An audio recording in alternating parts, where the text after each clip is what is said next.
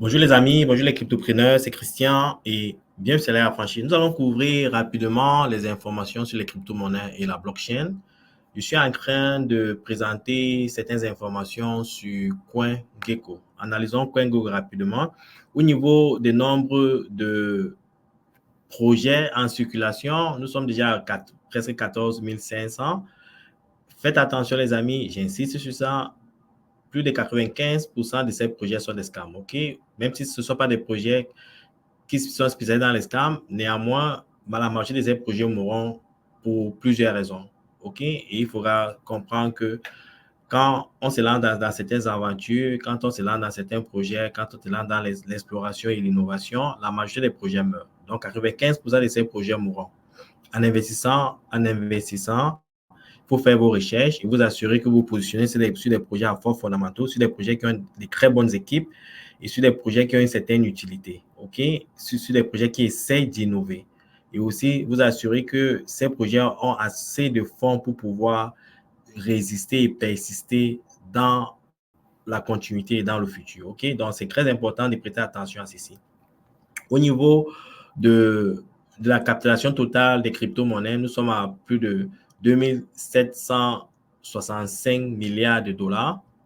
Au niveau de la dominance du Bitcoin, le Bitcoin est toujours à 50% et Ethereum à 17%. Donc, à eux deux représentent presque 67% de la capitalisation de tous les marchés des crypto-monnaies. Donc, la majorité des investisseurs sont positionnés sur le Bitcoin et sur Ethereum. Ceci aussi un signe que nous ne sommes pas encore au niveau du all season, all coin season. Au niveau quand c'est les all coin season, la saison des altcoins, ça veut dire quand on dit altcoin, c'est en quelque sorte des autres cryptos actifs qui ne sont ni le Bitcoin ni Ethereum. Le plus souvent, cette dominance commence à baisser. Donc, il faut prêter attention à ces données-ci. Regardez un peu au niveau de la captation totale des crypto-monnaies. Si vous voyez, le marché a repris des couleurs ces dernières semaines après une forte baisse. Vous voyez, il y a c'était quand?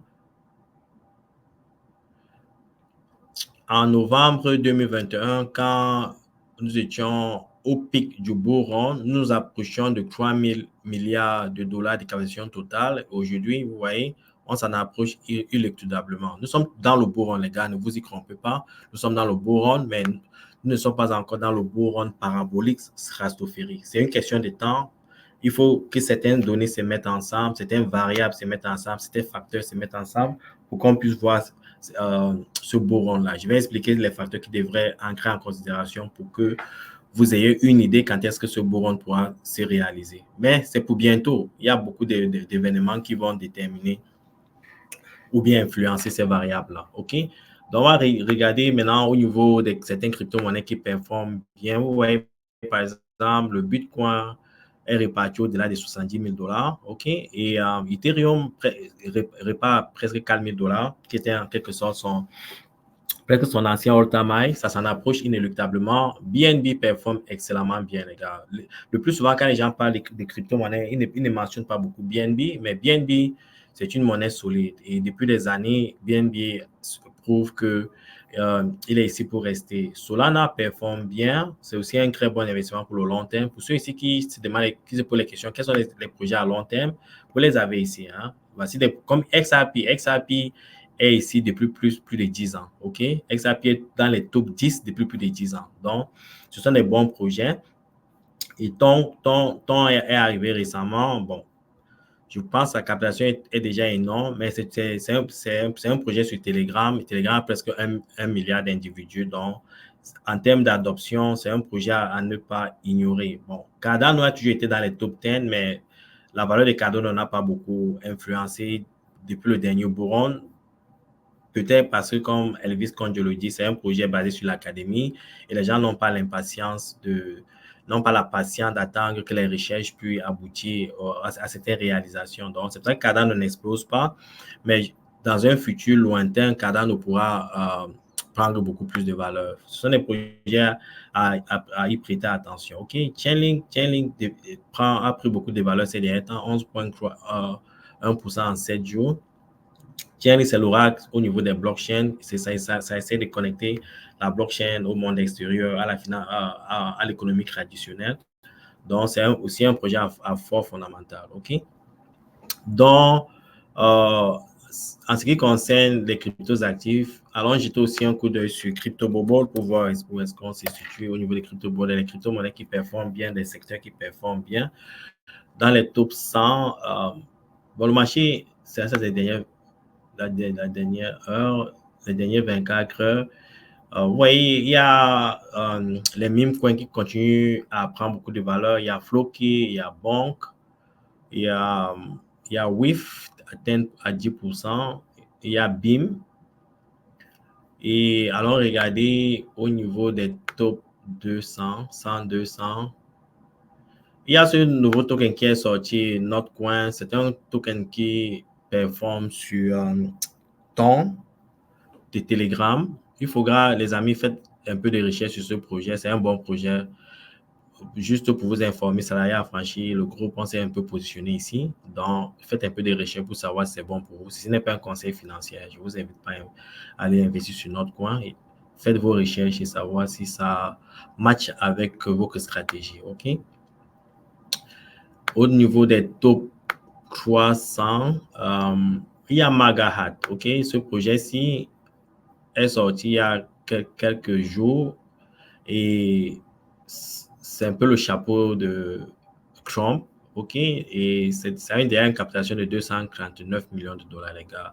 Et au niveau du volume, il y a assez de volume sur le marché. Ça veut dire qu'il y a assez de liquidités pour faire des transactions, OK? Sur ce projet, OK? C'est ça, c'est un shitcoin, un meme coin, mais qui performe bien, OK? Je ne serais pas surpris que ça atteint le milliard de dollars parce qu'avec les élections qui approchent aux États-Unis et surtout avec l'approche très positive de Chrome sur les crypto-monnaies, OK, ça peut pam le marché. Je ne vous dis pas d'aller acheter MAGA, OK, c'est juste mon analyse et mon observation, OK.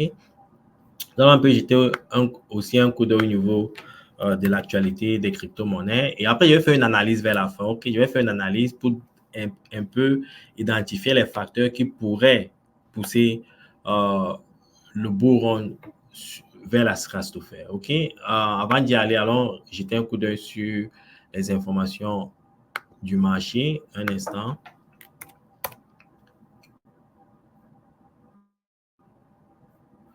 Bon, vous voyez, par exemple, il parlait tout à l'heure de Chrome. Ça, c'est une information sur Coindex. Il parlait tout à l'heure de Chrome. Vous voyez, Trump est de plus en plus très positif par rapport aux crypto-monnaies. OK? Il dit ici que les États-Unis, en quelque sorte, doivent être le leader en matière de crypto, dans le domaine des cryptos. OK? Il dit ici que,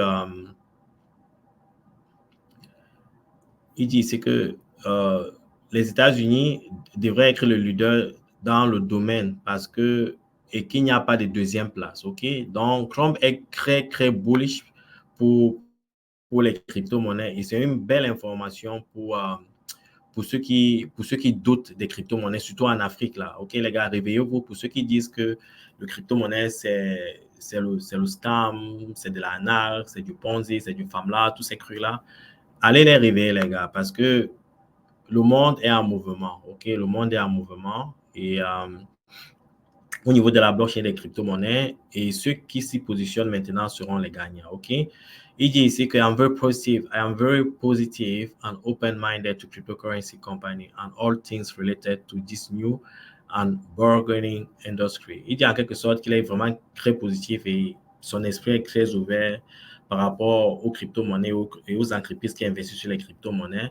Et il dit que tout ce qui est relatif aux crypto-monnaies est très positif. OK, c'est une industrie qui pourrait exploser dans le futur. Il dit que our country must be the leader in this field. Il dit que les États-Unis doivent être le leader dans ce domaine. There is no second place, qu'il n'y a pas de deuxième place. Et vous savez, quand les Américains disent qu'ils veulent être les premiers, les gars, ils mettent les moyens pour être les premiers. OK? Et il dit Joe Biden. Bon, il dit, on the other hand, the worst president in the history. Bon, ça devient politique. Bon, l'essentiel ici, c'est ce que Donald Trump, le futur président des États-Unis, pense des crypto-monnaies. Donc, imaginez quand il prend le pouvoir, il commence à investir, à faciliter le développement au niveau des blockchains, à faciliter l'adoption au niveau des blockchains. et vous pouvez imaginer où le marché ira. Donc, ça, c'est une information déjà bullish. Maintenant, il faut de l'exécution de ces informations-là pour que le marché puisse réagir. Mais c'est déjà quelque chose de positif à retenir. OK? Il y a encore ce tweet que j'aimerais partager avec vous un instant. Il y a ce tweet de Arch Crypto. Un instant, les gars, j'arrive, je trouve la page. Bon, vous voyez par exemple, Arch Crypto ici donne en quelque sorte le sommet de tous les éléments que Trump a mentionnés. Il dit Donald Trump promet, fait un vœu de supporter le droit à ce qu'on appelle le self-custody. Ça veut dire que tout individu a le droit de conserver, de sauvegarder, de protéger ses biens. OK, personnellement, on n'a pas besoin de banque, on n'a pas besoin d'autres individus, d'une personne tierce pour le faire. OK, c'est ça ce qui veut dire support the right to self custody. OK, ensure the future of crypto will be made in the US. C'est ce qu'il dit aussi. Il dit que s'assurer que l'avenir des crypto-monnaies se passera aux États-Unis. Comme le dit, il n'y a pas de seconde place. Les États-Unis doivent être les premiers. OK. Il dit que keep Elizabeth Warren away from Bitcoin. Elizabeth Warren, c'est cette sénatrice ou bien cette députée aux États-Unis qui s'attaque depuis longtemps au Bitcoin. Donc, il va s'assurer qu'elle ne parle pas du Bitcoin. Il dit que ban central bank digital currency. OK, la monnaie digitale des banques centrales, déjà le Congrès américain a dit non à ça parce que c'était une menace pour la liberté des Américains. Et donc, le CBDC, qui était déjà en développement, les gars, et qui était déjà en test aux États-Unis, est mis en sourdine pour l'instant. OK? Donc, ça, ce sont des informations très positives pour les crypto-monnaies. OK?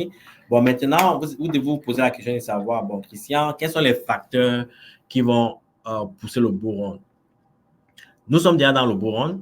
Ne vous y trompez pas, nous sommes dans le bull run. Pour ceux qui me suivent depuis plus d'un an et qui ont mis sur pied certaines stratégies que j'avais données au départ, savent que nous sommes dans le bull run parce que certains de vous, je le sais, ont déjà réalisé, je pense, plus de 5x. Je connais certains qui ont fait 10x, mais je sais que vous attendez le 100x. Pour qu'on ait le 100x, les gars, il faut qu'il y ait de la liquidité sur le marché. Absolument. S'il n'y a pas de liquidité sur le marché, quel que soit le prix du Bitcoin et que les gens n'ont pas les moyens pour acheter le Bitcoin, le marché ne pourra pas bouger. Donc, il faut qu'il y ait des liquidités. Et pour qu'il y ait des liquidités, le premier facteur, c'est qu'il faut que la Réserve fédérale américaine imprime.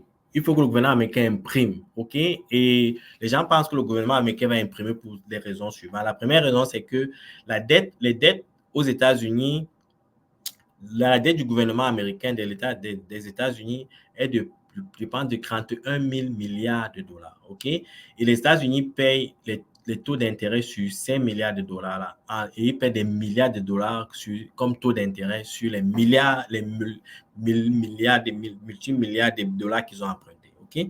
Donc, maintenant, il y a de plus en plus de difficultés pour le gouvernement américain de payer cette dette-là avec l'argent des impôts, des taxes qu'ils collectent. Et pour ceux, et aussi maintenant, ils essayent de créer un environnement de crédit aux États-Unis. Ils vendent des bons pour pouvoir collecter les fonds. Bon, le problème, c'est que comme ils sont trop endettés, ils ne sont plus crédibles, les gens ne veulent plus acheter ces bills-là, OK? Ces bons de trésor, OK? Et qu'est-ce qu'est la dernière solution qui les reste? Il faut qu'ils impriment. Et s'ils impriment, il y aura beaucoup de liquidités sur le marché. Et s'il y a beaucoup de liquidités sur le marché, ça veut dire que vous et moi, les individus aux États-Unis, auront accès à la liquidité et pourront maintenant investir. Ça va créer, s'il y a de la liquidité, les gens pourront investir parce qu'ils pourront épargner et quand ils épargnent, ils investissent. Ça, c'est l'une des choses.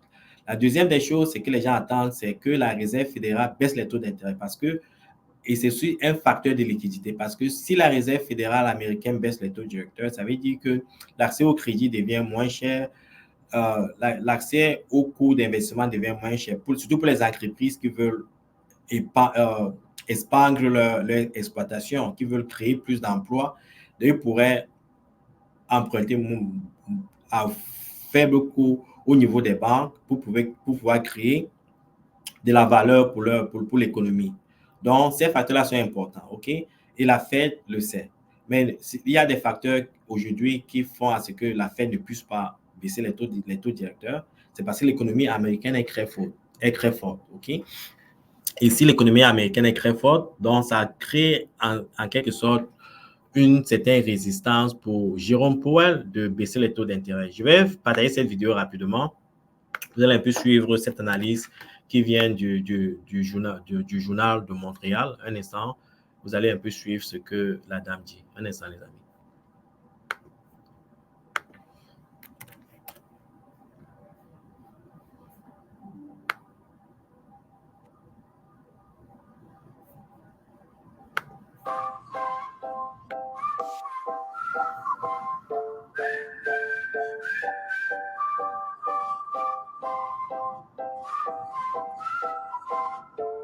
Mais ça le passe, il passe une publicité gratuite sur ma chaîne. Enfin, un camion entièrement. Directeur dans la fourchette de 5,25 à 5,5 %. Olivier, l'inflation qui fait du surplace semble forcer la Fed à revoir ses prévisions. Oui, Sophie, le taux d'inflation qui a même légèrement remonté au mois de mars à 3,5 Lors de sa dernière décision, le président de la Fed disait s'attendre à environ 3 baisses de taux d'ici la fin de l'année 2024. Or, aujourd'hui, il a été beaucoup plus prudent et indique que les données actuelles ne lui donnent pas la confiance pour annoncer une baisse de taux. Écoutez-le. Readings on inflation have come in above expectations. It is likely that gaining such greater confidence will take longer than previously expected. We are prepared to maintain the current target range for the federal funds rate for as long as appropriate.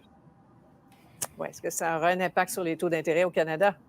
C'est la question, parce que vous savez, normalement, la Fed et la Banque canadienne sont souvent alignées, les économies qui sont très interconnectées. Or, ce qui arrive présentement, c'est que l'économie américaine est beaucoup plus vigoureuse que l'économie canadienne, qui a ralenti notamment en raison de la hausse des taux d'intérêt, des taux élevés. Ça a eu un impact beaucoup plus important sur les Canadiens, ce qui fait dire au gouverneur de la Banque, Tiff Macklem, que le Canada pourrait quand même baisser ses taux, même si la Fed ne le fait pas. We have our own currency in this country. We have a flexible exchange rate, and that allows us to gear monetary policy for what's needed in Canada. Moi, je vous dirais que la trajectoire va dans la bonne direction pour donner l'espace à la Banque du Canada de prendre sa décision chez nous. Maintenant, ce qui devrait être considéré lorsque le gouverneur fera son annonce, prochaine annonce le 6 juin, c'est l'impact qu'un écart entre le taux directeur ici aux États-Unis aura sur le dollar canadien. Ça pourrait faire baisser la valeur du dollar canadien et ainsi faire monter le coût des importations. Évidemment, tout ça sera considéré. Merci beaucoup, Olivier. Bon, comme vous l'avez entendu, il est de moins en moins probable que la Fed puisse réduire les taux directeurs d'ici les 3-4 prochains mois. Au début de l'année, on se disait que la Fed devait réduire les taux d'intérêt 4 fois cette année. OK, nous sommes déjà à la moitié de l'année, OK, et ce n'est pas le cas. Et les données aux États-Unis montrent de plus en plus qu'il est même fort probable que la Fed augmente les taux d'intérêt, OK. Et si c'est le cas, les gars, ça va casser l'économie, ça va casser les investisseurs et ça aura un impact négatif sur le marché des crypto-monnaies. Je vous le dis pour que vous compreniez qu'il y a certains facteurs exogènes et aussi des facteurs endogènes qui ont un impact sur les prix des actifs. Il inclut le prix des crypto-monnaies, OK?